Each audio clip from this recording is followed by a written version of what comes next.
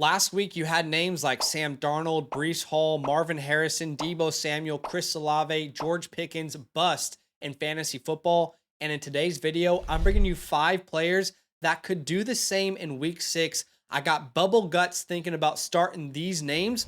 My hit rate on this video series through 5 weeks is 68%.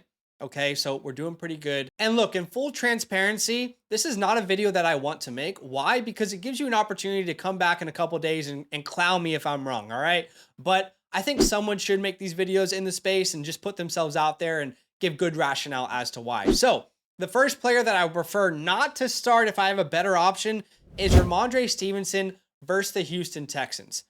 Couple reasons here.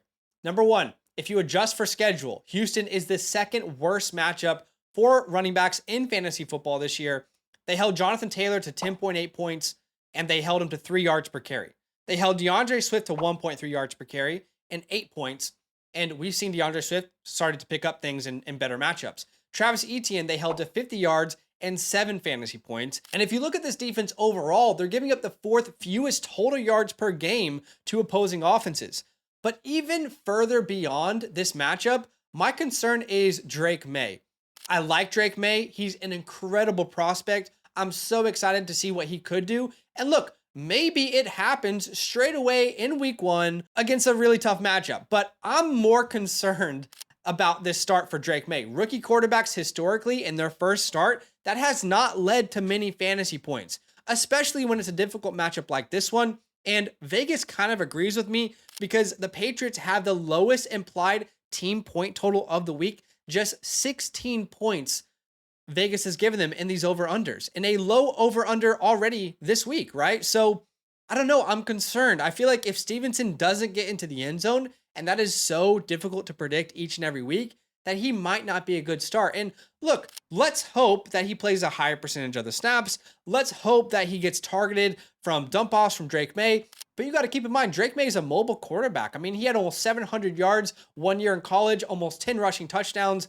I don't know, guys. I just think there are better options. And look, if you have to play him, I get it. But if you have these names on your roster as well and you're mulling over these options, play these guys instead, like Brian Robinson, J.K. Dobbins, Chuba Hubbard, Tony Pollard, and DeAndre Swift.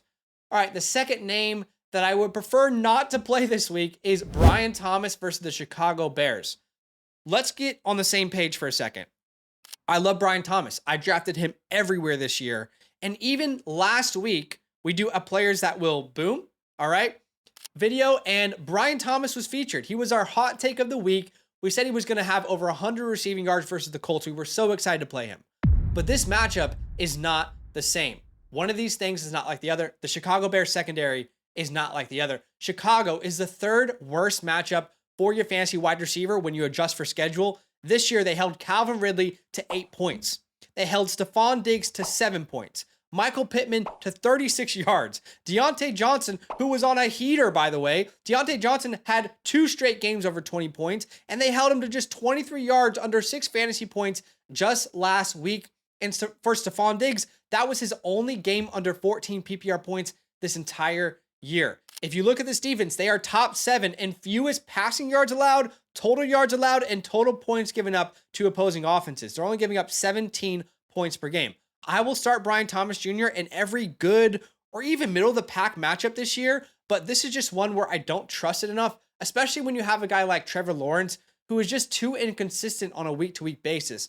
I'd rather start names like Darnell Mooney, Amari Cooper versus the Eagles, Zay Flowers, Deontay Johnson, or Josh Downs if he plays and if Joe Flacco is the starter, right? Okay, the third name that we are scared to start, and I wouldn't suggest to do so, is Rashid Shaheed versus the Tampa Bay Bucks. Guys, Rashid Shaheed might be the steal of the draft so far, but there are a lot of concerns. And on the outside looking in, this might look like an obvious start because Tampa Bay is technically a good matchup. If you adjust for schedule, this is the 4th best matchup for your fantasy wide receiver. The issue here is that this has nothing to do with the matchup. It has everything to do with the fact that Derek Carr is not going to play in this game because of that oblique injury. Derek Carr and Rashid Shaheed, they were those type of friends that could finish each other's sentences, right? I mean, they had this mind meld that was special.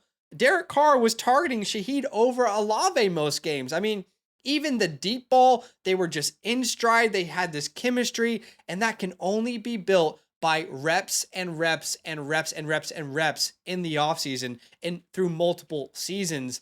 I just don't know that you can rely on that without Derek Carr. This is all about Spencer Rattler. We don't know what Spencer Rattler will be. He's a mystery box at this point. The fact is, historically, most rookie quarterbacks do not support fantasy wide receivers in their first ever start. That's just a historical fact. Go look at what Caleb Williams did. How good is Jaden Daniels right now? Go look at what he did with his wide receivers in his first start, right? How about Bo Nix? I mean, you can just go across the board. Typically, rookie quarterbacks are not supporting good fantasy wide receiver days, okay? And we also have this little interview that Spencer Rattler did recently where they asked him about Chris Olave, and Spencer Rattler basically says something along the lines of, when I'm on the field and Olave is on the field, I'm going to make sure I target that man as much as I possibly can. So look, there's just too many red flags for me with Shaheed this week. You also add on to the fact that the Saints have the 6th lowest implied team point total of the week with just 20 points. It's just too many concerns for me, guys. I'd rather start Tank Dell. I'd rather have a chance on him. I'd rather start Lad McConkey in a bad matchup. I'd rather start Jacoby Myers. I'd rather start Dontavion Wicks, assuming Christian Watson isn't back. I'd rather start Jalen Tolbert versus the Detroit Lions. All right, the fourth name that we're concerned about, and I'll take my L here, okay? Because last week, we didn't want to play Rico Dowdle. We talked about him in this video, and Rico Dowdle overcame that matchup. He had a lot of attempts, and he scored a receiving touchdown, which I don't know how predictive that is, but I'll take my L. Last week, we didn't want to start the Rico Dowdle.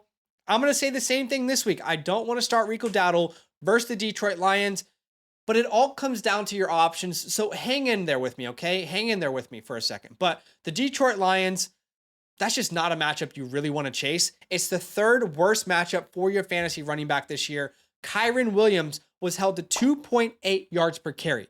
Rachaad White had 3 points. James Conner had 1.9 yards per carry and under 4 fantasy points. And guys, that is James Conner's only bust game of the entire year. If you take away the Lions game for James Conner, he's averaging over 18 points per game. And Kenneth Walker is the only running back to perform well versus this defense the entire season. He's the only one.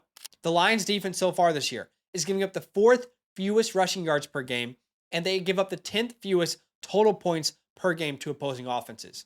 If you have a name like Chase Brown, Trey Sermon, Rhamondre Stevenson, I know we talked about him earlier. I'd rather start Rhamondre, Brian Robinson, J.K. Dobbins, or Chuba Hubbard. I'd rather start those names if you're mulling over your options. All right, the 5th player that we do not want to start at all is Justin Herbert at the Denver Broncos. What have they done to my boy Justin Herbert? Justin Herbert has been so exciting to watch for fantasy, but this coaching change has it's locked him in a cage. He's cucked. He's completely cucked right now, and you can quote me on that.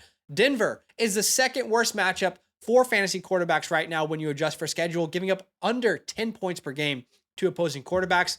Justin Fields had just 11 points. Baker Mayfield, who's a top 5 quarterback in fantasy right now, his only game under 19.8 points this entire year is versus this team, Denver Broncos. Aaron Rodgers had just 11 points. Last week, Gardner Minshew was benched after throwing 2 interceptions. He finished with under 10 fantasy points. The Broncos defense in 2024, top 5 in fewest passing yards allowed per game, fewest total yards allowed per game, and total points allowed per game. And by the way, the Chargers have the 5th lowest implied team point total in week 6. I don't know, guys. I just don't think you start him. Even in super flex leagues, I'd rather start names like Bo Nix, Justin Fields, Andy Dalton, Joe Flacco, Caleb Williams, and Kirk Cousins. And obviously, that's assuming that Andy Dalton starts. We don't know that he starts at the time of recording this video. So those are the guys I'm really worried about. I'll throw 3 more names as honorable mentions. In deeper formats, Quentin Johnston, I don't think you should play him at the Broncos. I think he'll get the Pat Surtain treatment.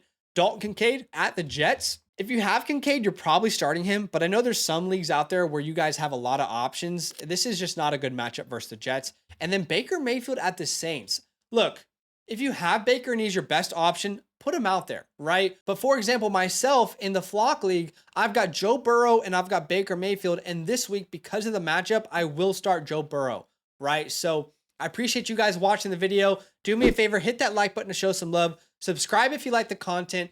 And by the way, if you have a tough decision to make this week, a start sit, a trade question, you want a team reviewed, then check out the pinned comment. That is a link to our website where you can ask us a question at any time. And last thing on the video, if you haven't signed up for a free account over on Flock Fantasy, definitely go do it. Use a promo code LAND to unlock expert consensus rankings and the trade calculator for free when signing up with an account. Again, using the promo code LAND. Go check out the website. I'm sure you'll love it. It's been a great benefit to a lot of fantasy players this year. I appreciate you watching the video.